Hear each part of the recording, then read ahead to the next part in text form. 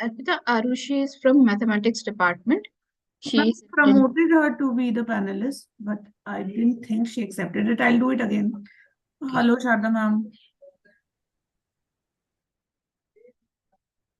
I have again promoted her to the panelist, ma'am. Now she is there, I think.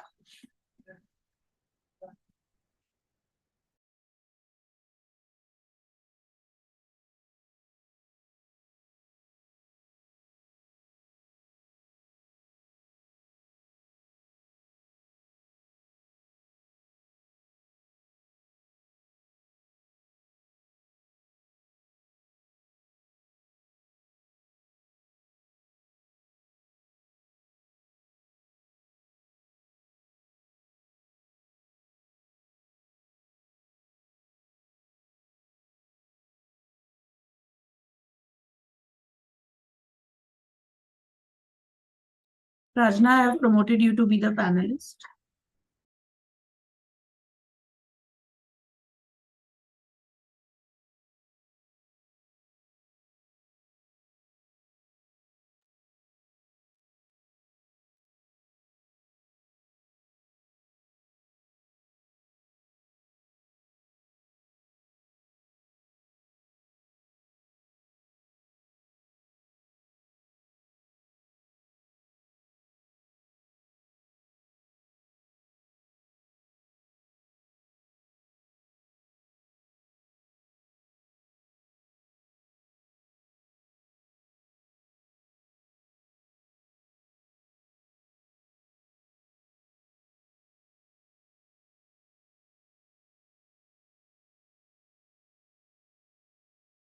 Hi, Arpita.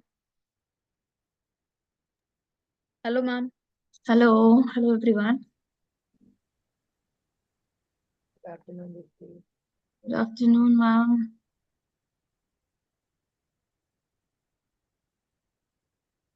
आशीष से data लेके देखें कुछ हो रहा है कि नहीं।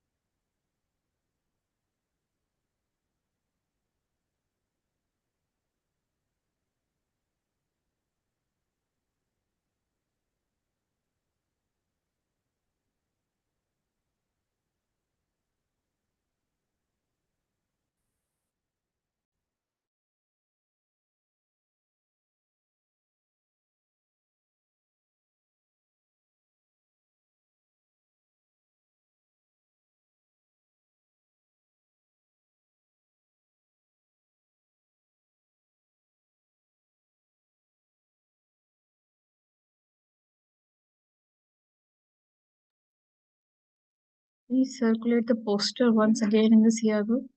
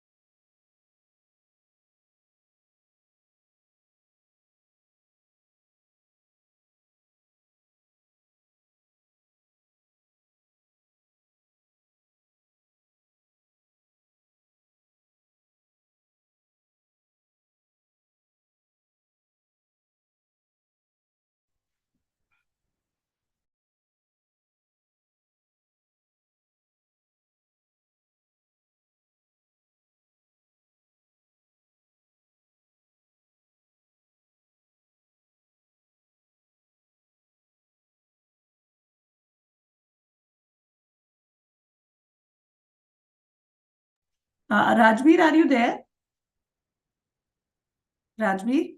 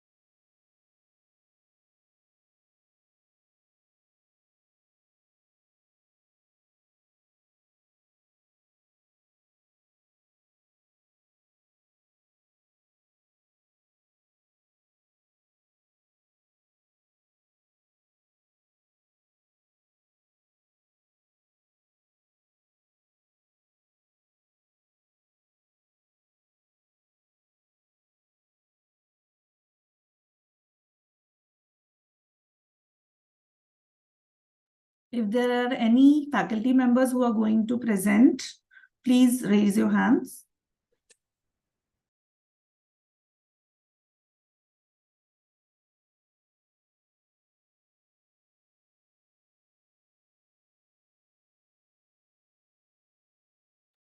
Okay, thank you.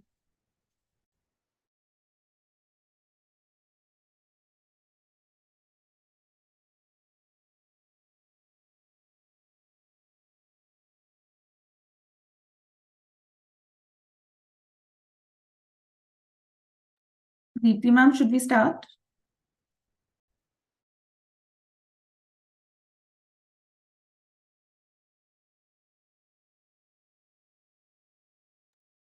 Yes, I think we may start now. All right, so a very good afternoon to all and a very warm welcome to the orientation session for general elective paper for second semester. I welcome you all and especially the faculty members who have taken out time to give a presentation on the GE that they are going to take in this semester.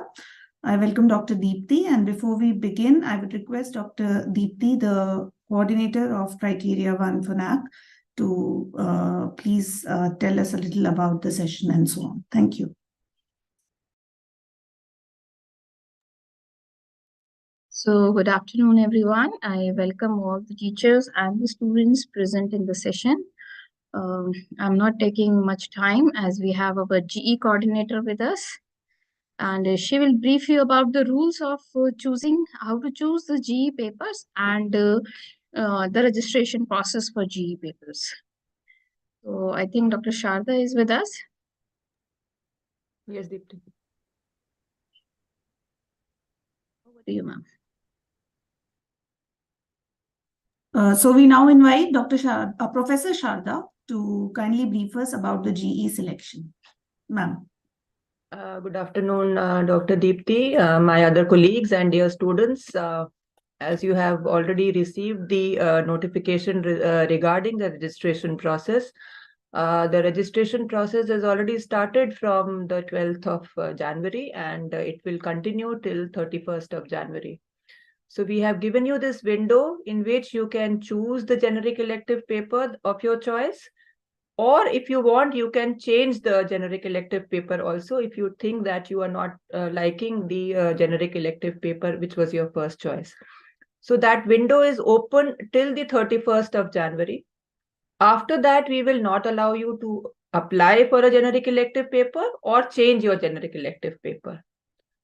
So please choose your options very carefully. If you are not very sure with your first choice, please attend the classes and see. And if you would like to change it, then do it before the 31st of January. There are certain rules that we have been detailing these rules to you through different notifications which the college has sent out. Also, when you open the registration form, if you see the left-hand pane, we have detailed all the rules for you to understand and then fill the registration form. But there are certain important points for your benefit that I would like to list out here also. Starting first with the BA, BSc honors and the life science students. So the honors students for semester 2, you have to take a GE paper which is not your core subject. That is very important. For the semester 4 students, you have an option like in semester 3 to choose between a generic elective paper or a discipline-specific elective paper. So if you choose a DSC paper, it can be from your parent department. And if you choose a DSC from a non-parent department, then it will become your GE. For example, a Hindi honors student, you can take a DSC from Hindi department, but if you take a DSC from English department, it will become your generic elective. Okay, that is for the honors students, BA honors, BSc honors. For the life science students, semester 2, you can choose generic elective paper from your non-core paper departments. That is, you cannot choose a GE from botany, chemistry, or zoology. Okay, semester 4 students, again, like the honors students, you have an option to choose between a generic elective paper and a discipline-specific elective paper. If you want to choose a generic elective paper, you can choose from your non-parent departments, that is not from botany, zoology, or chemistry. However, if you want to do a discipline-specific elective paper, then you can choose your parent departments, either botany, zoology, or chemistry. That will be the case for BA honors, BSc honors, and the BSc life science students. Coming to the program students, first the BCom program students. BCom program students, you have to do languages as your generic elective from semester 1 to semester 4. Okay, in our college, you are doing Hindi in semester 1 and 3 and English in semester 2 and 4. So semester 2 BCom program students, you have to opt for English as your generic elective. And semester 4, of course, again, you will opt for English as your generic elective. So only English for BCom program students, beta, be very clear of that. Okay. Now going to BA program students, as per NEP 2020, again, you have to do languages as your generic electives from semester 1 to semester 4. But there are different subject options that you choose as a BA program student. So I will tell you a little more in detail about this. Those students who do not have any language as their core paper, okay, in that case, you have to choose semester 1 and semester 3 English in our college, and semester 2 and semester 4, you have to do Hindi. Okay. Those students who have one language as their core paper, you are allowed to do one more language as a GE paper that you can do in semester 1 and 3 or 2 and 4. Then another GE you have to choose from the common GE pool. Okay. Those students who have 2 languages as their core papers, you will have to choose GE from the common GE pool. Is that okay? And in case there are students who have not done any MIL till class 8, then you can choose your GE from the open GE pool. Now for semester 4 students, you can do a DSC from the non-parent department. unlike the science courses, you are not allowed to do a DSC from your parent department. Okay, I hope I have made these things very clear to you.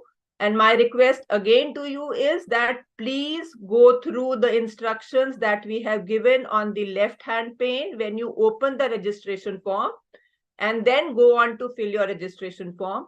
This will help us to allocate your first choice as your DSC, and your classes can continue on time. Thank you. Thank you for the opportunity, Deepti. Over to you.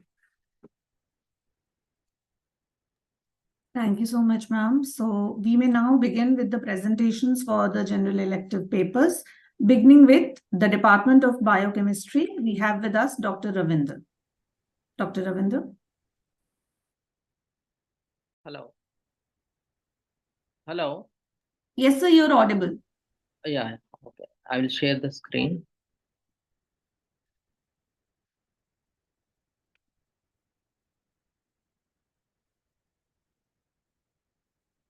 Can you all see the screen here? Yes, sir. Okay. Fine. Good afternoon, everyone. And the Department of Biochemistry, Sri Venkateswara College, is offering GE paper Techniques in Biochemistry for semester 2 students.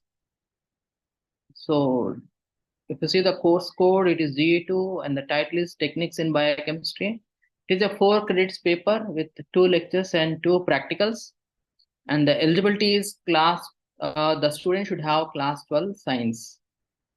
So this paper is actually designed for all the students of science departments, botany, zoology, life sciences, and biological sciences. And this paper is basically giving an introduction to biophysical techniques, which helps them to understand how the biomolecules are separated, purified, and identified by these techniques. So students will get a better knowledge on this basic introduction of these techniques, and they can use them in their research in the future or during the internships or dissertation projects. The main outcomes of this paper is that they come to learn about the principles and applications of these important techniques like centrifugation and chromatography, and also other advanced techniques like electrophoresis, as well as basic identification and estimation techniques like spectrophotometry. This will help them to get in this paper about theory as well as the practical is involved. So students will get a hands-on experience, and also they will better understand the concepts of these techniques. Coming to the syllabus, it has 4 units. The unit 1 is basically involved on separation techniques. Here in this unit or under this unit, we'll start with sample preparation, and we'll discuss various methods of cell lysis and how to extract biomolecules by salting out method, and also how to remove the salts that are present during the process of sample preparation. And coming to the separation technique, centrifugation is one of the basic separation technique. Students will learn how to use the principle behind it, and by applying the centrifugal force, how to separate these various mixtures, and also the instrumentation part is discussed under this unit. The unit 2 comprises the purification techniques, especially chromatography method, which is a very widely used technique in science. So starting with classification of these chromatography methods, slab gel as well as column chromatography methods, and the principles behind it.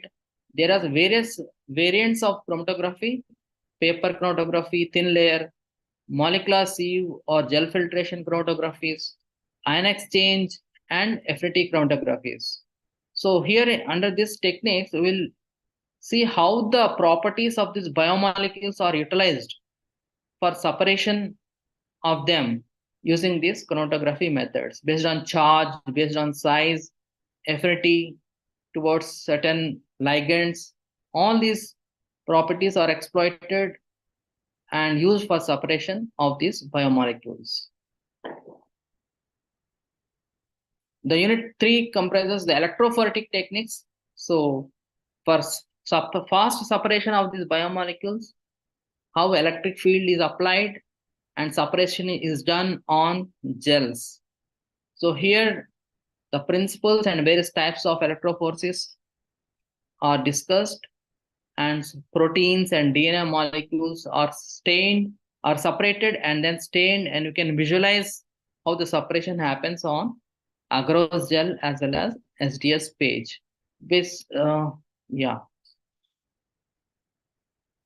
And the unit 4, which is the last unit, it has spectroscopic techniques. So here we'll understand the instrumentation part, various components of spectrophotometer, the principle behind the spectrophotometer, and also the variants like single and double beam spectrophotometers are discussed. This technique is widely used for identification as well as finding the concentration of the samples that are prepared in the lab.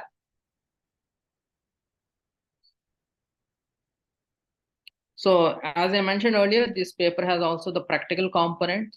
So the practicals are designed such a way which complements the theory part, starting from preparation of cell-free extracts using from E. coli cultures, like we extract proteins from E. coli cultures by various lysis methods, and then separation of them, identification of amino acids by thin layer chromatography, and for gel filtration chromatography, we separate some proteins by gel filtration chromatography.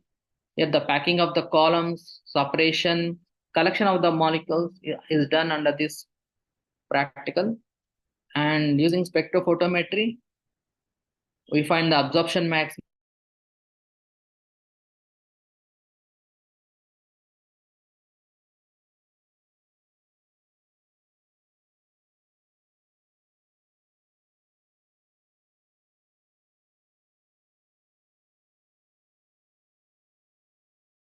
We are not able to hear you, Dr. Ravindra. Are you there?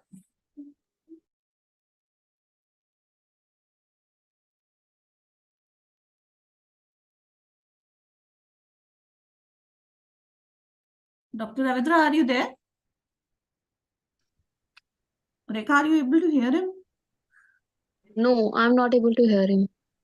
Yeah, I think he has lost connection. Over. Dr. Yes. Ravindra, you're on mute. No, I think Hello?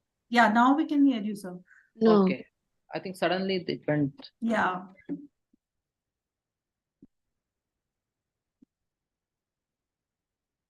Can you all see the screen now? Hello? Yes, sir. Yeah. Yes, sir, it's visible. I think, are you all able to hear the practical component which I discussed previously? Hello? yes, yes. Okay, fine. So these are the practicals covered under this paper. And the evaluation methods is for theory, we have class test, assignments, and followed by semester and examinations. And the practical part, we have continuous assessment, practical examination, and Viva. So with this, I will close here. Thank you.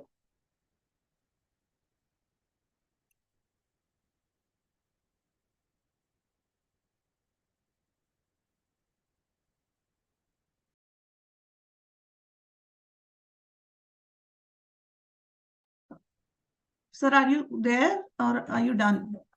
Yes, ma'am, I'm done. Yeah. All right, all right. Thank you so much. So now we have Dr. Prajna from Botany Department. Yes, ma'am.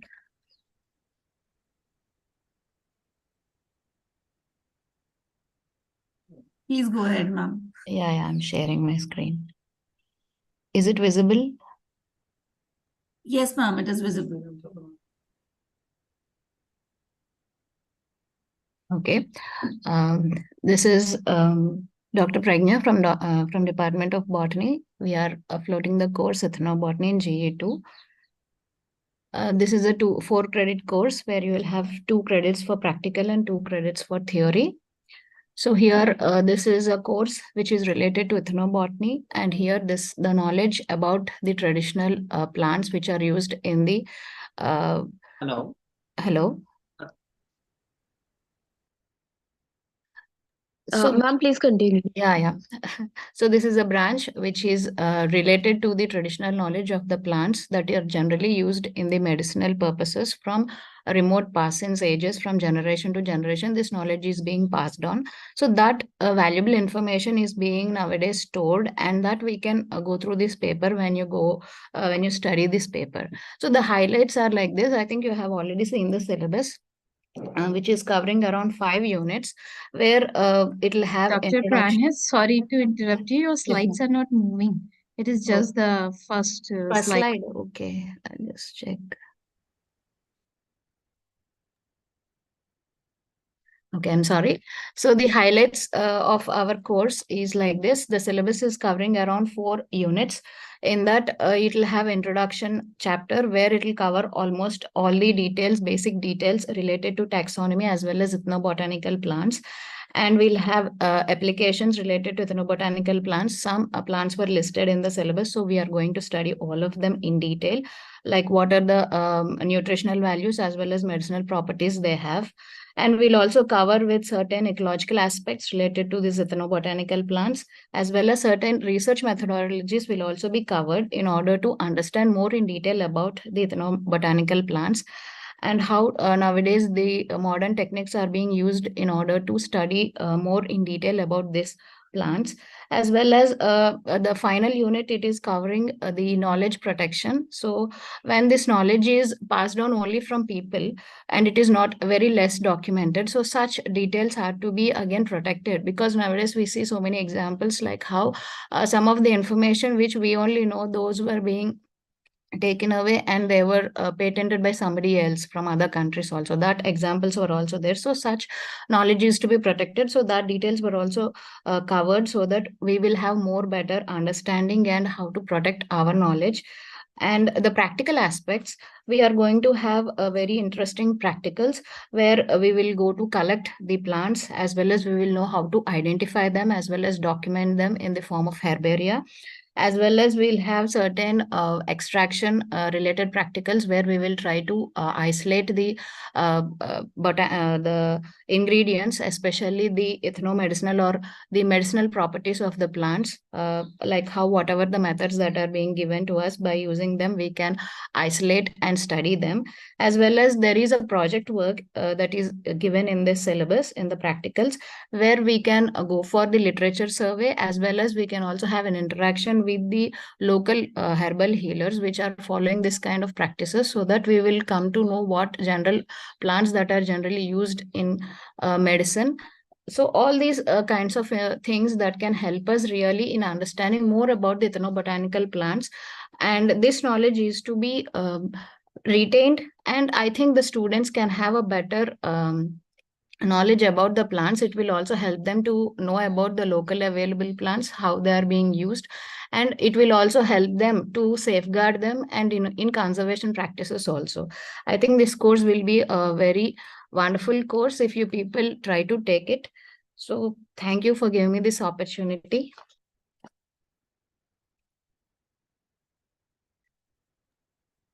Okay, thank you. Thank you, Dr. Pragna. Yeah. We now have Dr. Shefali from Chemistry Department. Yeah, good afternoon, everyone. I hope everyone can hear me. Yes, ma'am, we can hear you. Yeah, I'm just sharing my screen. 1 second.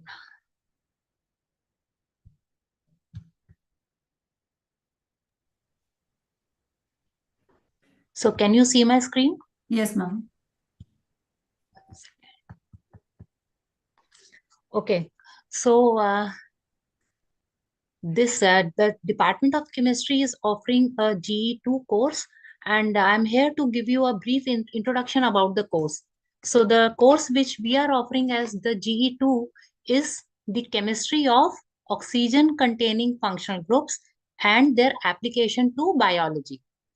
So the Department of Chemistry has come up with this GE course primarily for the students who have a biology background and those who are studying the biology, because these two streams of science, that is the chemistry and biology, they are very closely interrelated. They are deeply interconnected. So when we talk about these two streams, so to begin with, we all know that all living organisms, they carry out various life processes to maintain and sustain life. That is, all these life processes are essential for our survival. And chemistry is the science that provides the chemical explanation of all these biological processes. So whenever we say there is some biological process happening, like photosynthesis, respiration, so whatever biological process we talk about, all these biological processes, they have a chemical background. Means there is some exchange of chemicals which is happening in these biological processes. So that is why we say this is a language. The chemistry is a language to describe these processes. And the chemistry help us to know how these processes take place. This is basically a coding and decoding. So when we see there is some biological process happening, so what is the code behind it? And chemistry is the code which explains all these processes. Okay, so that is why we say if you want to understand the biology, chemistry is the solution. So this course, as I have already said, it is a biology friendly chemistry. This is a curriculum which is a biology friendly curriculum. And in this course, we will understand the importance of chemistry in the real world. Means whatever compounds we talk about, they all have some elements present in them. So in this course, we are targeting the functional groups which have got the oxygen containing functional groups. For example, alcohol, phenol, aldehydes, ketones, carboxylic acids, and their derivatives. So we will understand how these functional groups, what are these functional groups, what is the chemistry of these functional groups, how these functional groups would be behaving in the at the physiological pH, what is the reactions which these functional groups they undergo, and from all these fundamentals of these functional groups, we will understand the mechanistic aspect of these functionalities. So if we talk about the learning outcomes of this course, here the behavior of the organic compounds present in the physiological conditions and the reaction chemistry. So when we know the behavior of an organic compound, we will be able to formulate the reaction mechanism. So it is not about the mugging up so many reactions. If we know the behavior that this particular pH in this condition, this is how this functional group behaves. So if we have a background, the fundamental knowledge of these functional groups, we will be able to formulate the reaction mechanism on our own. And also the application of the functional groups in the biological systems and their relation to biology. So the students will have a better understanding of stability of molecules in the biological system. As I said, how a molecule behaves in the biological system is all thing which we are going to cover. Better understanding of the molecular structures. So because chemistry is all about structures, so when we know the basic molecular structure, we will be able to understand all the reaction mechanisms, all the behaviors. So this course is basically talking about what we have in our biological system and how these compounds in the biological system, how they behave, how different reactions they take place. Besides all these reaction chemistry, we also have a hands-on where we will be talking about many laboratory preparations. We will understand certain techniques we will have a hands-on on it. For the recrystallization, melting point, boiling point, all these things we will be doing hands-on. And besides that, we will be identifying the functional group. Like if you are given an unknown compound, how to do the identification of the functional group present in that organic compound. So these are some of the very, very interesting experiments of the chemistry, which we will be doing in this GE course. So again, I would say study chemistry to understand biology. Thank you very much. Thank So you so much. this is, yeah. Thank you, ma'am. I think as of now, nobody is there from Commerce Department. Do we have somebody? No. So we are moving on to economics. We have Dr. Sonakshi with us. Dr. Yes, Sonakshi? ma'am. Yeah. Okay. Please go ahead. The earlier participant has to stop sharing so that I can. Yeah, Dr. Shifali, please stop sharing. Yeah, I'm. Okay. Thank you. Ma'am G. Stop sharing. I'm not getting this option. I think you have I've stopped. removed it. Yeah, And yeah. removed. Yeah. This is done.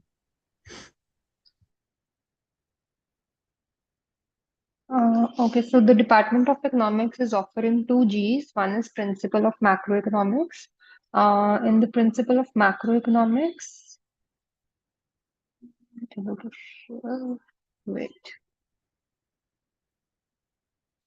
Can you all hear me? Yes, sir. Okay, so I'll just tell about this macroeconomics. It deals with the behavior and characteristics of aggregate economic variables, and it introduces you to concepts of GDP, consumption, savings, investment, um, balance of payments, and it also discusses various theories and approaches of determining GDP. Then as far as the syllabus is concerned, we talk about what is macroeconomics and what are the macroeconomic issues in an economy. For national income accounting, we have concepts of GDP and national income, measures of national income and related aggregates, nominal and real income, limitations of the GDP concept. Then to determine GDP, we have actual and potential GDP, aggregate expenditure, consumption function, concept of multipliers. So all these things involve little mathematics. So I would encourage students who are little comfortable with mathematics should opt for this GE. National income determination in an open economy with government is another topic that we cover. It talks about fiscal policy, government expenditure, taxes, net exports, and then finally we have this money in modern economy where we talk about monetary aggregates, demand for money, quantity theory, money supply, credit creation. So the learning outcome of all this is that students are better able to understand the economy of any nation, and even if you have to talk about general economic indicators, you can do that.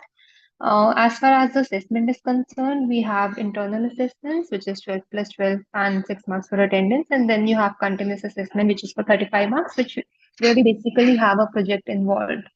So that is it. And the other G that we are offering is Indian economy, which Shivani will take over. So may I stop sharing? Yes, ma'am.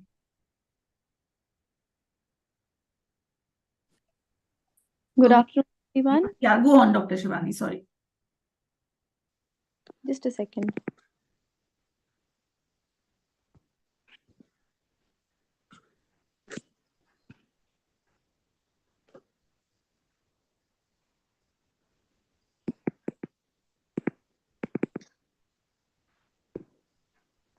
Is my screen visible? Yes, Dr. Shivani. Okay, good afternoon, everyone. Good afternoon, faculty members and the students. I'm Shibani Goswami from the Department of Economics, and the second GE which we are offering is the Indian economy. And as the name suggests, there is no prerequisite for it, and I would encourage more and more students to take it, as it is a very It is a course of general understanding and general knowledge of economy, which I think we all need to have. So the syllabus for this will be there. Unit 1 and 2 will be historical and general overview of Indian economy since independence. So in this unit particularly, we'll be talking about how the economic structure of our country has evolved since the Nehruvian era, and after that in the Gandhian era, and then the 1991 reforms were introduced. So it will be a background. And after that, we'll be talking about how the growth and the structural change has happened over these years. The third unit for this will be we'll be talking about Indian economy from a comparative perspective. The comparison, basically, we'll be talking about where India is on a global platform right now. We'll be comparing it with other developing countries like China or other emerging economies also. And then after the comparison of Indian economy with, say, the Chinese economy and other countries like Bangladesh and Brazil, for example, we'll be talking in unit 4 about the key issues involving the development aspect of our economy, not just the growth aspect but the development aspect as well, which is the poverty, inequality, health and education. All these multi-dimensional aspects will be covered in the unit in unit 4. The fifth unit will be a very important unit which talks about the structure, the basic structure of our economy, which comprises of 3 sectors: agriculture, industries and services. And then we'll be talking about how the trade is progressing in the Indian economy. So of course, the learning objectives of this course will be to explore the fundamental economic concepts and how do we analyze the economic indicators, what is the policy making, how do we critically analyze and critically evaluate the policies, what are the sectoral analysis. By sectors, I mean the agriculture, industry and the services sector. What are the government interventions? So if someone asks me why do we need to study this a particular subject, it is because we, as not only as economists but as students of economists, we need to understand the policies which are in place. And only if we understand those policies we will be able to have a better perspective of what the future holds for us. So the evaluation of this course, this is a 4-credit course. There will be continuous assessment, which will comprise of projects and presentations, and an internal assessment component, which will have class tests and assignments. I would encourage everybody, not only the mathematical bent ones, but everyone can take this course because all of us need to know more about the Indian economy. So that is it from my side. Thank you. Thank you, Dr. Shibani. Now we have with us Professor Rita Ramdev from the English department. Sorry, meanwhile, I just want to interrupt. Yeah. Shibani, from Yes, economics department, there is a query. Student is asking that he or she has not opted GE economics in the first semester. So is there any prerequisite regarding opting for GE economics in the second semester? Ma'am, I don't think so. There is any prerequisite for Indian economy and for principles of macroeconomics. If Sonakshi is here, I don't think there should be. But if she is here, she would have a better idea. Or I'll just check. I'll just get back to you on this after maybe Professor Ramdev. Yeah, you does a- can answer. You can answer in the question answer chat box to that Yes. student directly. Yes, ma'am. Sure. Okay. Thank you. Thank you. Thank you. And I think, ma'am, there is another query for Dr. Pragna from Botany department. Dr. Pragna, are you there? Yes, ma'am. Yeah, so it is again asking the same thing. What are the prerequisites for ethnobotany? There are no prerequisites, ma'am. They can join. Okay, all right. Thank you so much. Thank I you. hope it's clear, students. There are no prerequisites for ethnobotany. Now we have with us Professor Reena Ramdev from English department. Professor Ramdev, can you see the screen? Yeah, I can see the screen and you can hear me. Yeah, Arpita, can you hear me? Yes, ma'am, we can hear you. Okay, great. Thank you. Thank you, firstly, both Dr. Deepti and Dr. Arpita for, as ever, very efficiently arranging this and helping us, especially somebody like me, to sort of wade through the technology of it. So, yeah, you can see, the first page. When we move, from the title page, Arpita, if you could move to the next page. This course is called Individual and Society.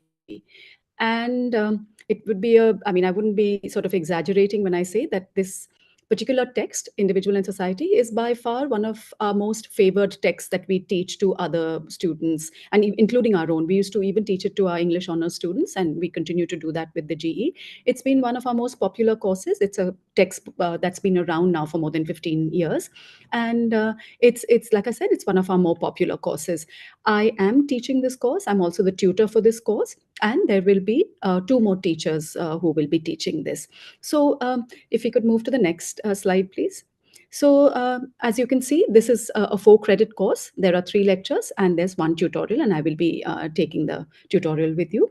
There are no prerequisites. There's nothing. Even if you haven't studied English in your previous semester, it's absolutely all right. You can join an English GE course at any point, even in the later semesters. It's something that you can join.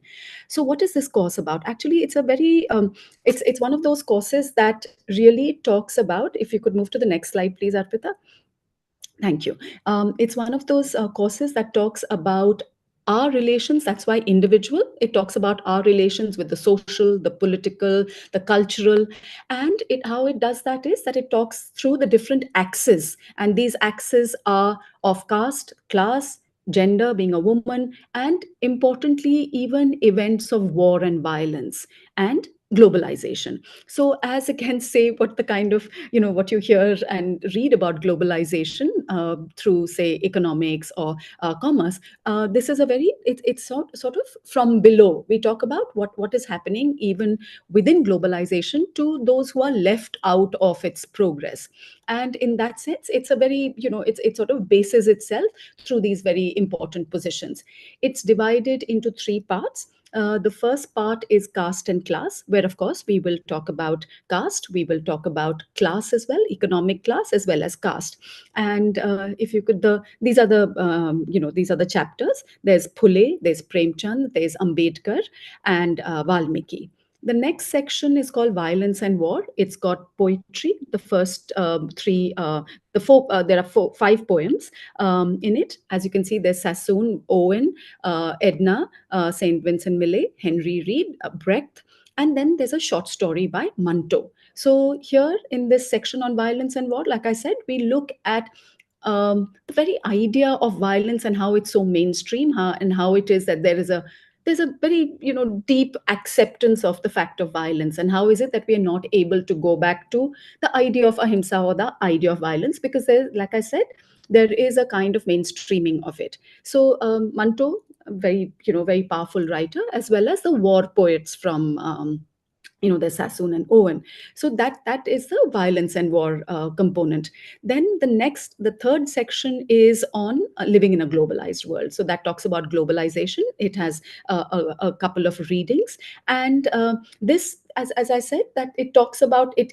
The course is very interesting because it intersects with, say, sociology, economics, history, and it does this through stories, through poetry, and through some very significant and important prose extracts. So the prose extracts are all, this is all through literature.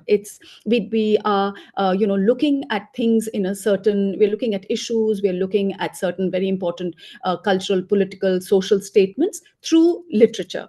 And if you could just move on to the next slide, please, Arpita.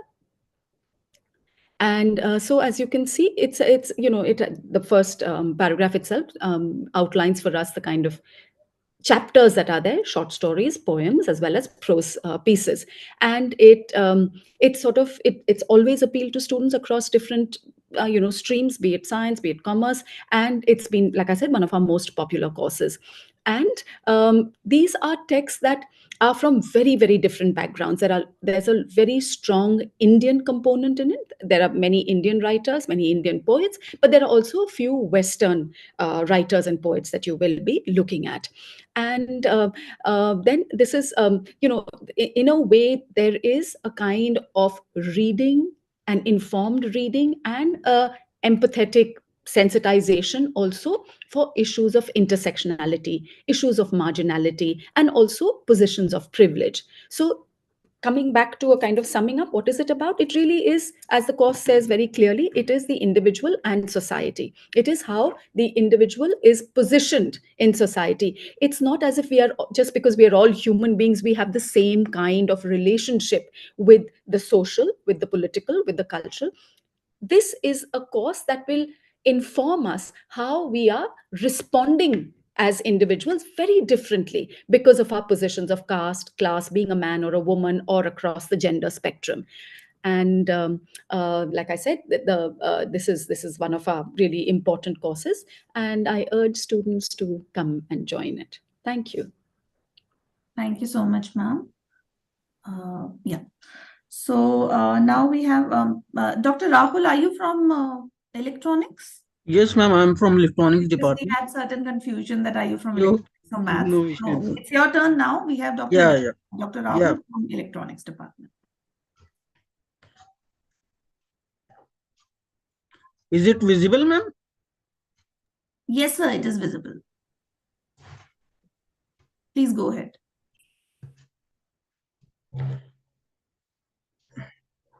So, Department of Electronics is offering data visualization technique. I am Dr. Rahul from Electronics Department. So, this is 4 credit course and 3 is lecture and 1 practical component, and prerequisite of the course is basic knowledge of Python programming language. So why it is important, and what is data visualization? Data visualization is the act of taking information and placing it into a visual context, such as map and graph. Data visualization make big and small data easier for human brain to understand, and visualization also make it easier to detect pattern, trend, outliers of the data, and main features are provide clear understanding of patterns in data, decision making, finding solution to the problem, to find relationship among data, and comparative analysis. So we will, in this course, we will study 4 types of data visualization. First is data driven. In day-to-day life, we are dealing with the data, and that is by the data driven technologies. And second is declarative data, like idea illustration through the graph, chart, by chart, and Gantt chart. Conceptual data analysis, that is idea generation. So this is also a data visualization. And then exploratory visual discovery. So finding the pattern in data comes into the component of exploratory component. So the data visualization have a career path. Student can, after completion the course, student can join as a data visualization specialist, big data architect, system architect, artificial intelligence developer, data scientist, data engineer, IT operations manager. So the this is the syllabus. Unit 1 covers the introduction part. In this, we will study introduction to NumPy. That is, NumPy is a library in Python that is dealing with numeric calculations in big data, and pandas and matplotlib. Matplotlib is nothing but visualization of the data, and then we will deal with the structured and unstructured data.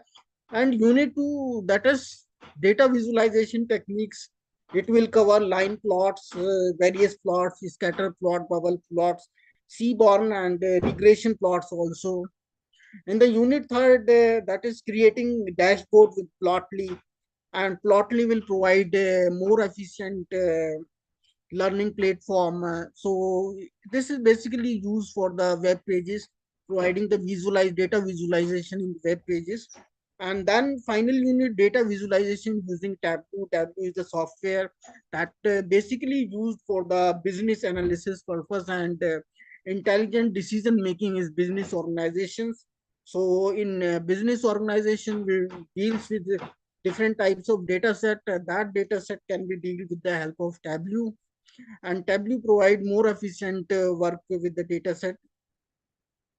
So learning outcomes after completion of the course, student will able to design and create data visualization, conduct exploratory data analysis using visualization, craft visual presentation of the data for effective communication, use knowledge of perception and cognition to evaluate visualization design alternatives, design and evaluate color palettes for visualization based on principle of perception, apply data transformations such as aggregation and filtering for visualization, identify opportunities for application of data visualization in various domains, and the tool required, that is open source visualization tools, Python, Plotly, Tableau. These all are open source libraries that can be easily installed into the Python. So who can opt GC honors? All branches can opt this GE course. BA honors, all branches, and BCom honors, all branches can contact. For any query, you can contact me on this mail, electronics@svc.ac.in. Thank you. This is all from my side. Thank you, sir. Thank you so much. Do we have somebody from the Hindi department? All right. History department. So we now have Dr. Arushi from Maths department. Dr. Arushi, are you there? Yes, ma'am. Yeah, please go on.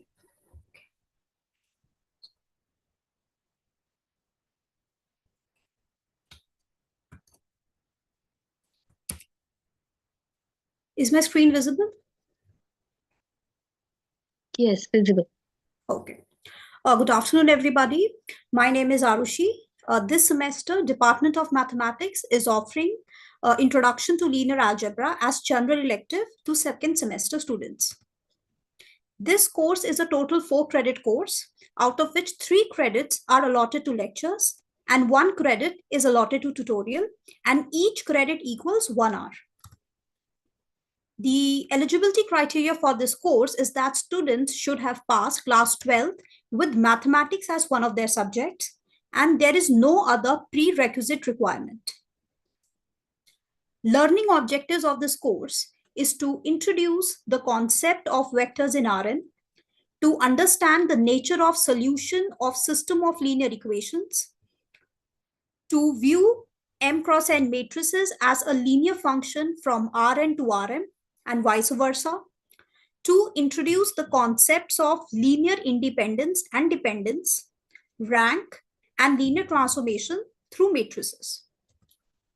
The learning outcomes of this course is to visualize the space Rn in terms of vectors and the interaction of vectors with matrices, to understand the important uses of eigenvalues and eigenvectors in the diagonalization of matrices, is to familiarize with concepts of basis, dimension, and minimal spanning sets and vector spaces, and to learn about linear transformation and its corresponding matrix.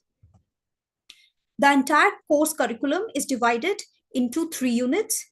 Unit 1 covers vectors and matrices. In this, we study about fundamental operations and properties of vectors in Rn, linear combination of vectors, dot product and their properties, Cauchy-Schwarz and triangle inequality, orthogonal and parallel vectors, solving system of linear equations using Gaussian elimination and Gauss-Jordan row reduction, reduced row-Euclidean form, equivalent systems, rank and row space of a matrix, eigenvalues, eigenvectors, and characteristic polynomial of a square matrix, and diagonalization.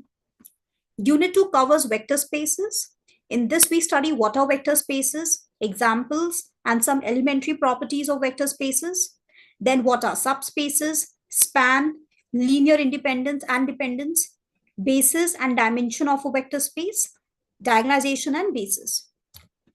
Unit 3 covers linear transformations. That what are linear transformations, examples, and some elementary properties of linear transformations, the matrix of a linear transformation, kernel and range of a linear transformation, the dimension theorem, and one-to-one and onto linear transformation. Linear algebra has wide applications, and some of them are like in chemistry, it is used in balancing of chemical equations and solving equations. It's used in cryptography and coding theory, traffic flow, least square approximation, economics, game theory, thermodynamics to understand heat distribution. It's used in linear programming, genetic theory, and geometry. As you all can see that how wide application this linear algebra has. So I personally feel that those students who have studied, who have taken science courses or commerce courses, they are going to benefit from this course because somewhere this linear algebra is going to help them in their parent courses.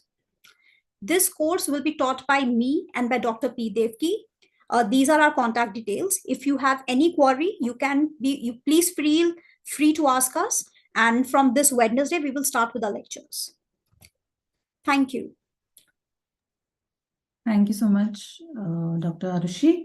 You're welcome. We have anybody from physics department? Political science? Sanskrit? Okay, so Dr. Nagendra from statistics is next. Dr. Nagendra, you're there?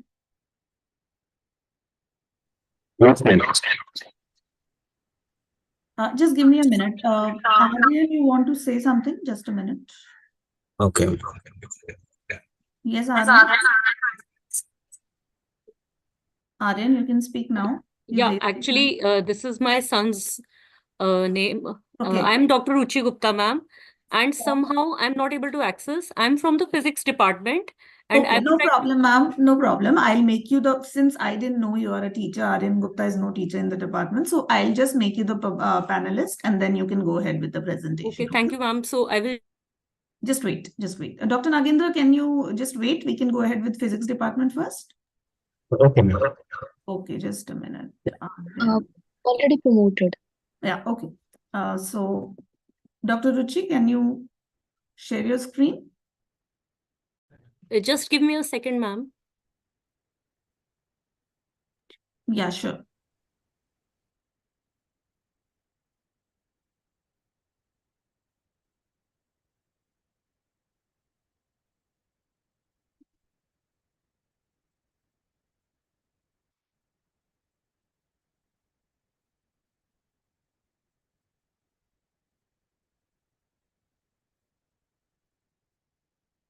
Okay. So I'll just share my screen now. It is not visible. Are you sharing right now? Just give me a second. Yeah, wait.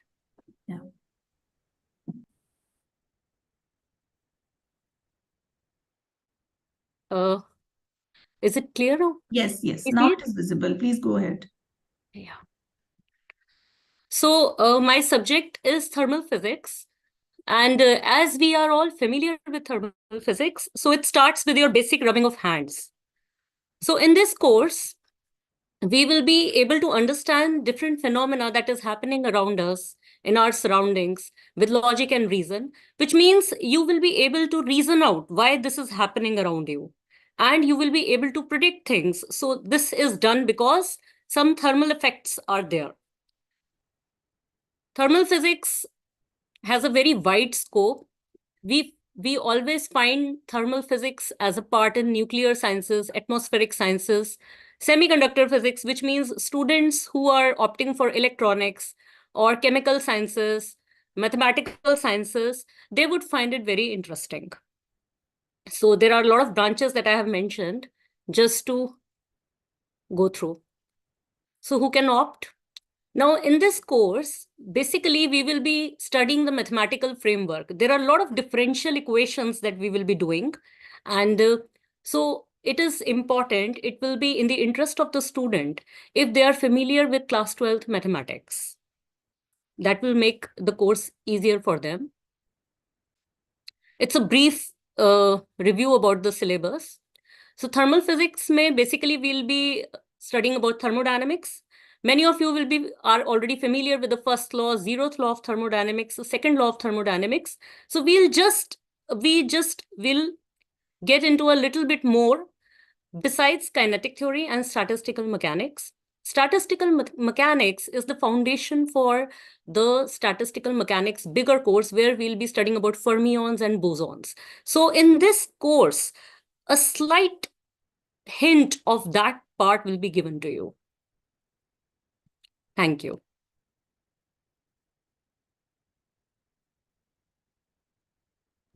Okay, thank you, ma'am. Thanks a lot. So we can go ahead with statistics now. Dr. Nagendra, please. Thank you.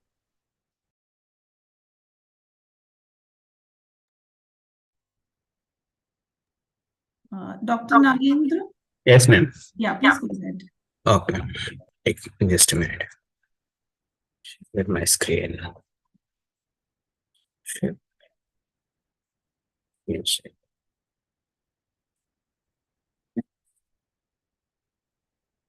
Meanwhile, you're sharing, I'll just confirm, do we have Dr. Rahul from Sociology Department here? I've been informed that he is the person who's going to present. Do we have him? Okay. Okay. Anyway, Dr. Nagendra, please go ahead. Ma'am, my screen is visible? Yes, sir, it is visible. Yes, sir.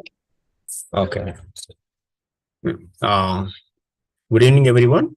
I am Dr. Nagendra from Department of Statistics. This semester, Department of Statistics offering indirect probability as a general elective. Students, statistics in probability are very important in the scientific world. Many statistical applications are using various fields. So, in this paper, basically, you will learn about probability. This probability theory provides information about the likelihood and something is happening. Actually, probability is the measure of uncertainty. Suppose tossing a coin, what is the probability of success? That means, what is the probability of getting head? Or what is the probability of getting tail? And what is the probability of a ceiling fan falling down?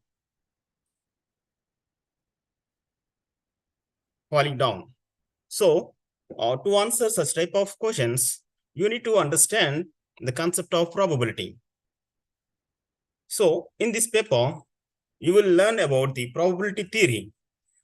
Probability theory, basic terminologies of probability and laws of probability.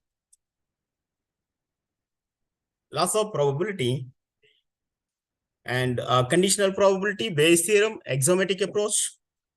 So, and this is from unit 1. In second unit, random variables, and also in third unit, probability distributions. Coming to the random variables, random variable is very important in statistics. It is one of the key factor to understand the probability distribution.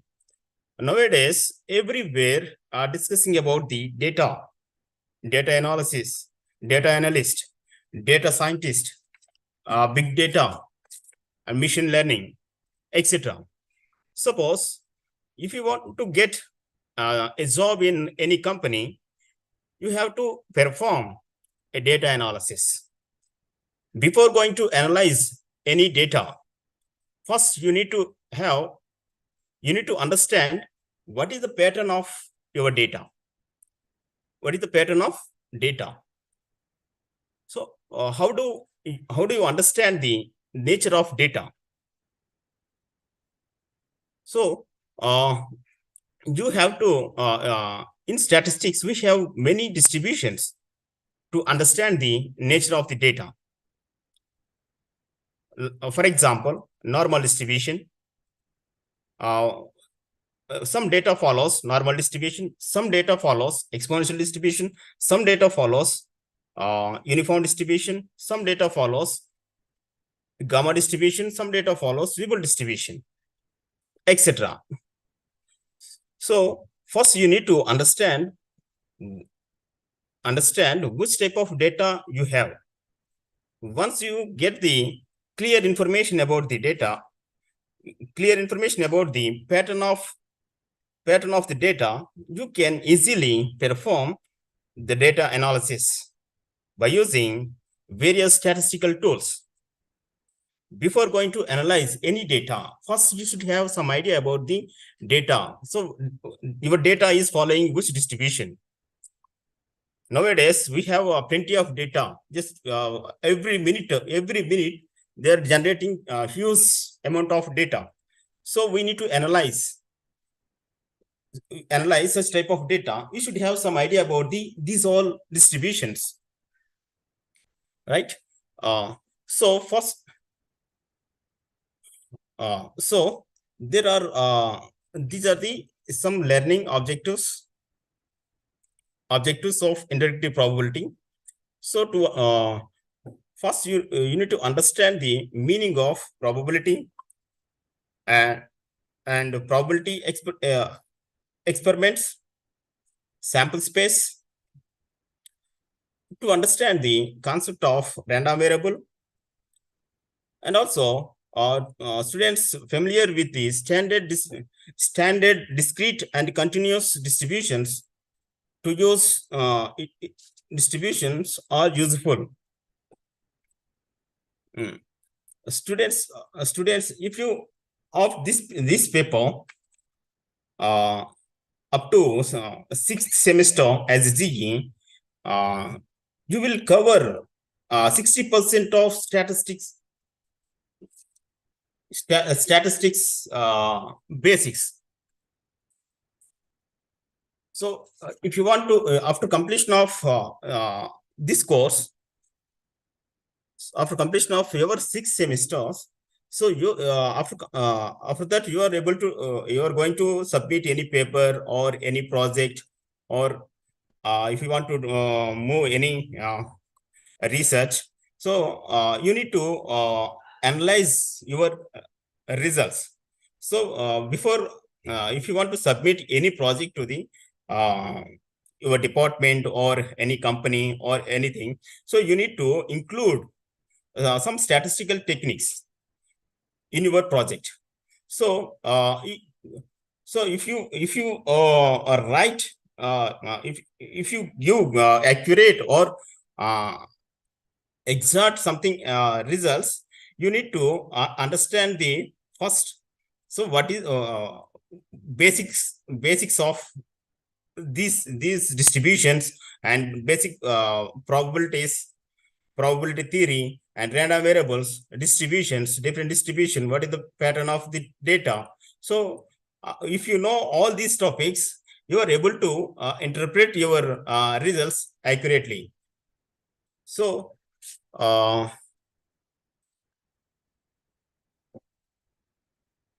definitely it will useful to in further studies. So if you have any queries, please contact Professor Veena Buddharaja, teacher in charge, Department of Statistics. If you have any queries, please ask me.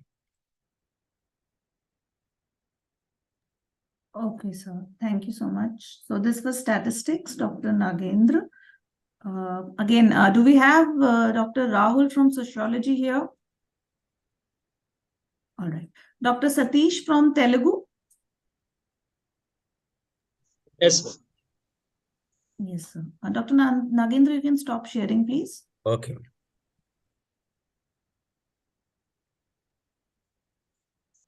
So yeah, Dr. Satish, you can go ahead. Hello, everyone. I am from Satish, Department of Telugu. Department of Telugu, for second semester and fourth semester, we are offering 4 courses, 2 for Telugu students and 2 courses for non-Telugu students. One is for third semester, Telugu Literature and History and Introduction. This course for Telugu students.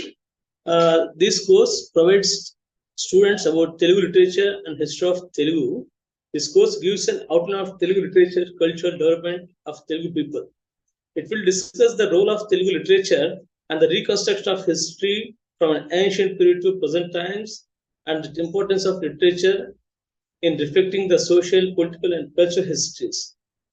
It mainly focuses on the study of Andhra history through the literary works, especially the historical writings by various authors. And for third semester, for non-Telugu students, we are offering basic Telugu course. This course, for students who have not studied the language in their previous classes, those students are eligible for this course. The course aims to teach basic language skills in Telugu, and it intends the students in acquiring foundational skills of reading, writing, and speaking in Telugu. Mostly, who are interested to learn a new language. Telugu is one of the classical languages, among the 6 classical languages in India. Telugu is the most spoken language in Dardan belt in South Indian, and Telugu is the home language of this college. So the students who are interested to learn a new language, Telugu is the good option to choose to study as a GE course in second semester. And for fourth semester, there is one intermediate Telugu course that is also for non-Telugu students. For this course, who have completed basic Telugu course only, they are eligible for this course. So the students who are interested to learn the new language, they have to choose this course in first or second semester only, right? So in the fourth semester, for Telugu students, we are offering one course that's Shatka literature, Telugu Shataka Sahityam.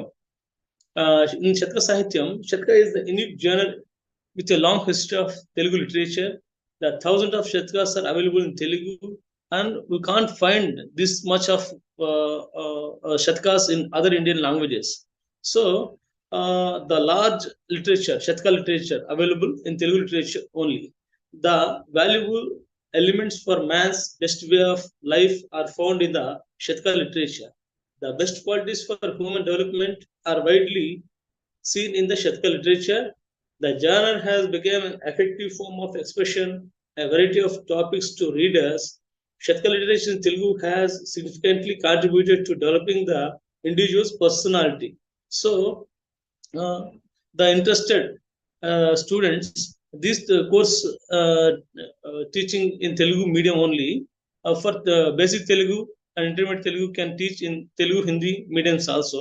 So, who have interested to take these courses, you may contact in Department of Telugu. We are available in college timings. Right? Thank you. Okay, thank you so much, sir. We have Professor Srinivasan from Tamil Department. Professor Srinivasan.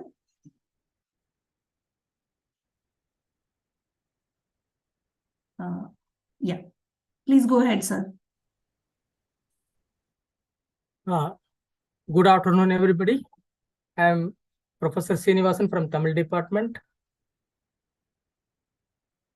அன்பார்ந்த தமிழ் மாணவர்களே, உங்கள் அனைவரையும் இந்த நேரத்தில் வரவேற்பதில் மகிழ்ச்சி அடைகிறோம். For second semester GE paper, the Tamil department is offering introduction of Tamil folklore. மாணவர்களே, உங்களுக்காக இரண்டாவது பருவத்தில் தமிழ் நாட்டுப்புறவியல் அறிமுகம் என்ற ஒரு தாளை உங்களுக்கு அறிமுகப்படுத்துகிறோம்.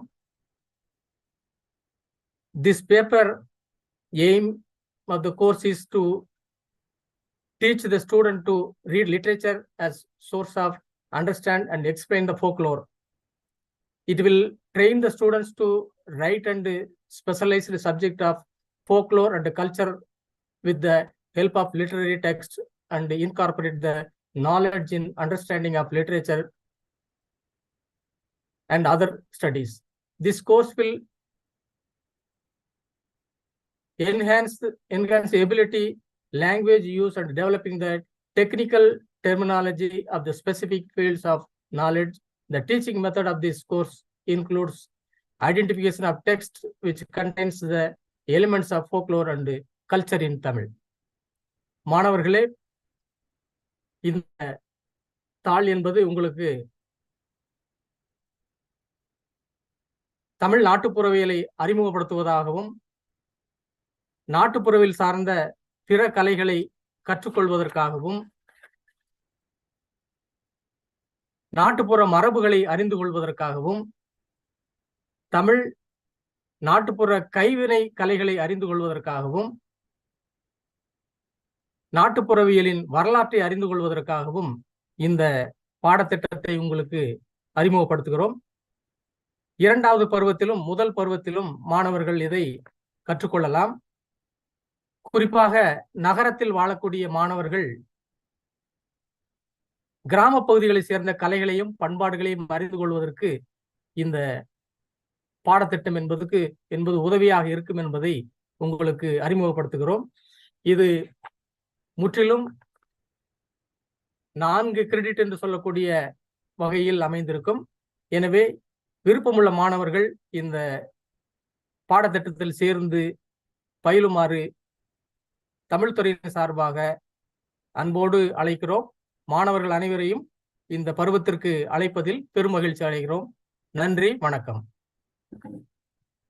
Thank you.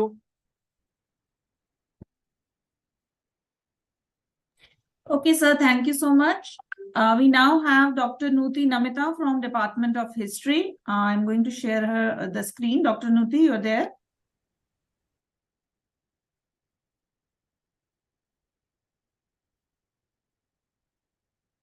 Yeah, Dr. Nuti, are you there? Just a minute.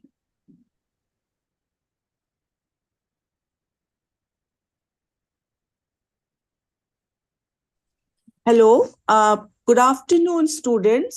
My name is Nuti Namita, and I will be taking your GE History Semester 2 paper. The name of the paper is Delhi Through the Ages, from colonial times to contemporary times. This paper is very interesting because it teaches us about the transitions and continuities in the physical and social landscape of Delhi from colonial to contemporary times, how New Delhi came into being. And it covers topics like 19th century, the decline of the Mughals and how Delhi was when the last twilight of the Mughals were there, and the 1857 revolt. Then it goes on to explain about building of Imperial Delhi, New Delhi, that is, the Lutyens' Delhi.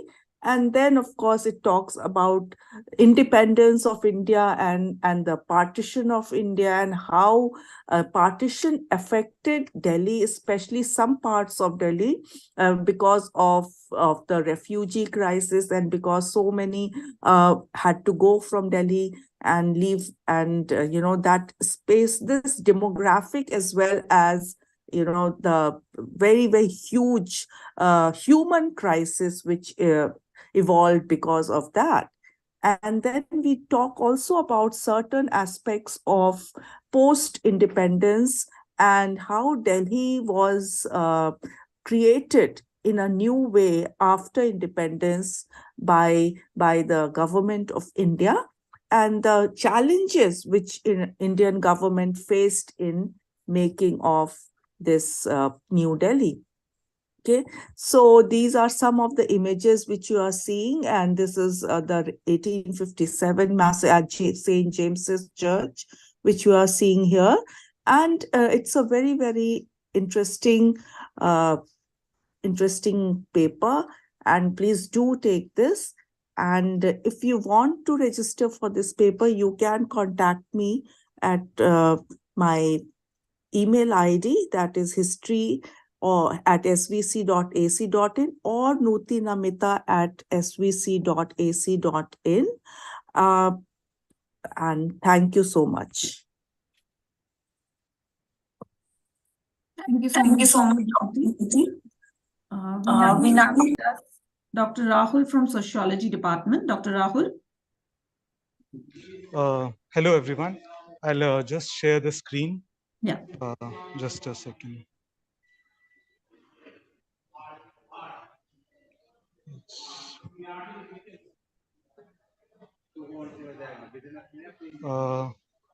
Is it coming okay? Yeah, it is visible. Yeah. So the GE which Sociology Department is offering is the Sociology of Intimate Life for Semester 2 students. I mean, a colloquial definition of sociology of intimate life would be to look at how people relate to each other in really close ways, like families and friendships. It will also help you to understand why we connect with others and how our relationships shape who we are. So this is a very important course for you all, irrespective of whether you are students of physics, chemistry, bio, life sciences, political science, or history, because I think all of you are going to have intimate relationships in some or the other form in your lives. Some already have. And how to go about this course? I mean, the idea behind this course is, it may appear a little bit intimidating, sociology of intimate life, what is it? So for non-sociological people, it is like, imagine you have a very big puzzle with different pieces. And this is just a thought experiment, which I'd like you all to do. Imagine you have a very big puzzle with different pieces, and each piece represents a person in your life. So the sociology of intimate life helps us to figure out how these pieces fit together and why they create a picture that is unique to each person. Just like how a family might have its own puzzle picture, or friends may have their own puzzle picture. Sociology helps us understand the stories and patterns that makes those connections special, like the connections that we have with our friends, the connections that we have with our family. And of course, intimacy by definition is a close and personal connection between people involving emotions, physical closeness, sharing personal thoughts, and etc. One more illustration I would like to give is to get a taste of what this course is about. Think of a school playground where everyone is playing different games. So this course, the sociology of intimate life, is like watching these games and understanding why some kids choose to play together while others prefer different groups. It's about figuring out rules of the game we play in our close relationships, and why some games are, of course, more popular than others. So it is a kind of giant web. This course will make you aware of the giant web of connecting people, and each representing a sort of relationship. So that is the brief introduction. So now we have course objectives, which is also available if you look at the syllabus, that what are the course objectives in this, to introduce students to some of the processes that that shape intimate life in contemporary societies, or to explore the concept of intimacy, and map the historical transformation this phenomenon has undergone, and understand different sociological dimensions of relationships, like sexuality, gender, love, care, and other things. So it is a very interesting and very relevant course, I would say. Course learning outcomes. There will be a touch of sociology, but since it is a general elective, it is made sure that it is actually the purpose of this course is to make non-sociological people get a bit of taste of sociology and understand the society that we live in, the relationships that we are part of, to be a little bit more aware, and learn about, be a good observer, a participant observer, observation sort of thing. And that I think the course also has a bit of that also. So now syllabus, I would like to just briefly go through the syllabus. Unit 1 will talk about intimacy. I already discussed the definition, what intimacy is. So you'll spend a couple of classes on discussing intimacy, what it is, how it means, how the notion of intimacy has changed over time, and so on and so forth. Now the unit 2, which is the themes in sociology of intimacy. So here we'll discuss about the institutions, intimacies, gender, sexuality and intimacy, intimacy and love, intimacy and care, and intimacy and democracy. So these are very interesting topics that you will be familiarized with, and it will be a very exciting and I would say thrilling course. Now the readings are very interesting for this course. Talking about intimacy, so we have Lynn Jemisin's work, intimacy, personal. Look at the readings, the personal relationships in modern societies, or Stephanie Kunz, the radical idea of marrying for love. Earlier, if you look at the medieval times, marrying for love was something unheard of. With barring few exceptions, the considerations of class, caste, gender, etc. were the determinant factors, but that has changed over time. So the radical idea of marrying for love, or the invention of heterosexuality by Jonathan Kurtz, or Judith Stacy's Unhitched Love, Marriage, Family Values, from West Hollywood to Western China. So these are the very interesting, and Bell Hooks' book, Living to Love.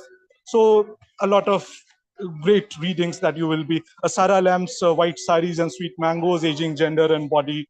In North India, Giddens' Transformation of Intimacy, Sexuality, Love, and Eroticism in Modern Societies, and The Social Construction of Emotion in India. So very interesting course it is, and I would encourage people, a lot of you, to take this course, Sociology Department.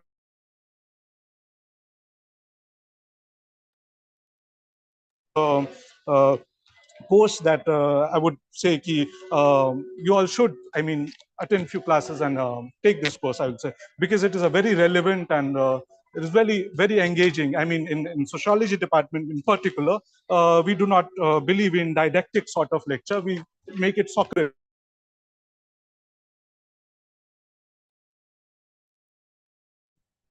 Okay. You're done? Yeah, I think he's done. The contact email ID he has shared, that is ppriyadarshini@svc.ac.in. So now we have Dr. Anjali from Zoology Department. Dr. Anjali? Yes, ma'am. We'll share my screen.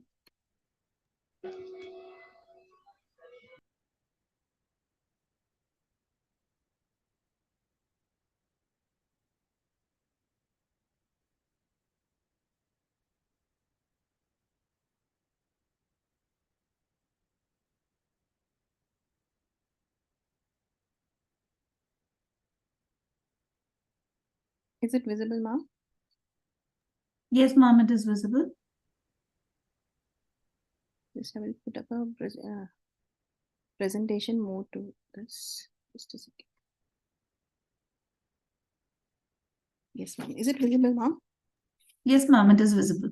Okay. So zoology department this semester is floating lifestyle disorders as GE2 paper. So what are lifestyle disorders? They can be defined as the diseases linked with one's lifestyle. These are non-communicable diseases, and these are there because of unhealthy lifestyle, like lack of physical activity, unhealthy eating, high alcohol consumption, and smoking tobacco. So we all know, we have all heard about all these diseases like anxiety, diabetes, cancer, heart failure, hypertension, hormonal disturbances. So the root cause for all these diseases is our unhealthy lifestyle. Basically, the consumption of processed food, stress, lack of sleep, smoking alcohol, lack of social interaction, inactivity. So all these things are leading to the diseases mentioned here. So what we are going to study in this course, we are going to study about the concept of health, nutrition, the factors affecting it, prevalence of emerging health issues affecting the quality of life, different physical and psychological associated disorders and their management for a healthy lifestyle. And important lifestyle related disorders describes the risk and remedies in relation to adopting a better life. So basically what we are going to study here, we are going to study about something which will make us more aware about our own lifestyle, and we can improve that lifestyle by just going through the course. We also extend this course by offering another paper in next semester, that is on food, nutrition, health. So that is connected to this paper. In that G3 we are going to study about the diet plans which we can make for a healthy lifestyle. Here we are going to study more about the diseases, what is the underlying cause of the diseases which are there due to unhealthy lifestyle. So by learning this course, you will be having a better understanding of nutrition. You will understand about the food safety and hygiene. You will become more aware of eating habits, culture, and social influences. Okay, and you will have a better quality of your own life. And of course, this syllabus is here. Basically, in this syllabus, after a brief introduction in Unit 1, we are going to focus on 5 different types of diseases which are there due to lifestyle, our unhealthy lifestyle. One is diabetes, then obesity, third is cardiovascular diseases, cancer, and hypertension. So we are going to talk about all these diseases, these 5 diseases which are very common due to unhealthy lifestyle. So we are going to discuss them in detail. What are their causes, how our unhealthy lifestyle, what we are eating, if we are taking stress, so how all these things are leading to all these diseases. Okay, then in the last unit, we are going to study about the global action, WHO global action plan and monitoring for all these diseases. The practicals include estimation of blood, very small practicals are there. So estimation of blood glucose, very simple practicals, estimation of blood glucose, then basal metabolic index, waist to hip ratio, skin fold test. All these are related to our weight and height, and these tell about the basal metabolic rate. Then we are going to study in detail about the cancer diagnosis, CT scan, MRI, PET scan, confirmatory biopsy. We are also going to talk about the cardiac rehabilitation, then blood pressure measurement, and then at last we also have a project work based on the case studies related to risk factors of any one lifestyle disorder studied. So we are going to study about the hypertension, obesity, diabetes. So just we have to collect some data by interviewing our the person we meet or the relatives, or and we can just correlate that their diseases and how their lifestyle are connected. So that kind of project report we'll be making, that is going to be very interesting for you. So we have a lot of career options if you pursue this course further, if you pursue this lifestyle related things or food nutrition health. So you have a lot of career options related to it, like you can go into becoming a dietitian or nutritionist or quality controller or health educator, wellness blogger, influencer, and food inspector. So all these sectors are actually related to this paper of lifestyle disorder. And there are many universities who are offering the course based on this paper and food nutrition health. So we have, this is the name of the universities is listed here. You can go through it later. So at last, I want to conclude with this statement: genetics load the guns. It means we all have the genes for the diseases, but it's the lifestyle that pulls the trigger.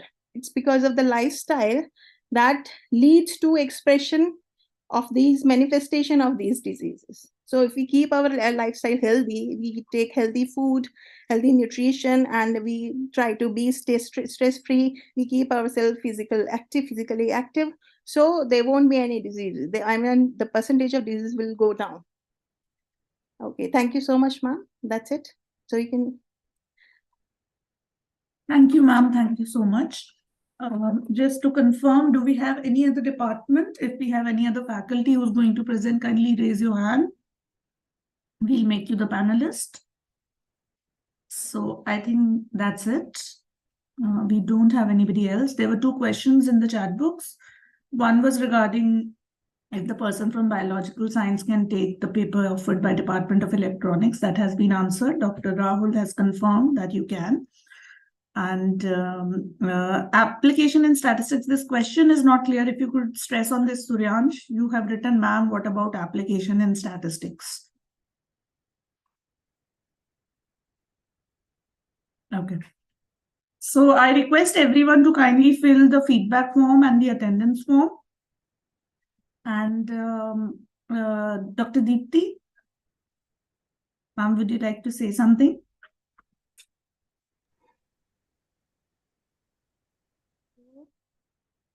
Can you please tell the title of the GE paper Commerce Department is offering, if you know that there is a query about this also? I don't know, that's why. You can check the syllabus, bacha, or the room number is mentioned in the notification. Room number is mentioned where you can meet the teacher. You in the next class you can go to the teacher and ask who subjects that stats department is offering, but what about application statistics syllabus? Again, you can talk to the teacher concerned. Wednesday there is a class scheduled. Application, did they say that they are offering 2 papers?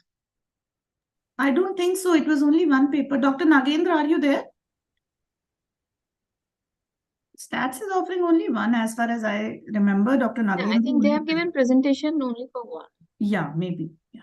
Presentation was for 1 only. But This more clarity you can get from the statistics department. You can visit the department or wait for the next class, which is scheduled on Wednesday. Room numbers are mentioned in the notification. You can go there and meet them. Before we wind up, if I could just request all the teachers to switch on their camera for a group photograph. All the faculty members, kindly switch on your cameras.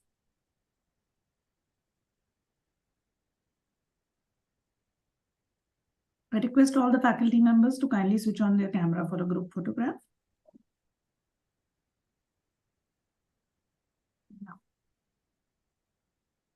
Rika, just let us know when you're done.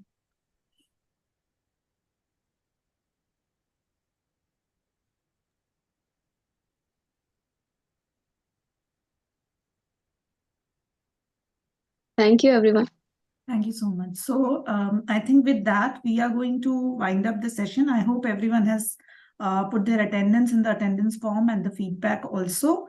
As you're already aware, GE coordinator is Professor Sharda, and most of the departments have presented. And for those, for some reason they could not join, you can meet them in the departments, in their respective departments. Even the rooms have been mentioned. The notice is already in circulation. In case of any doubts, you can talk to the respective department.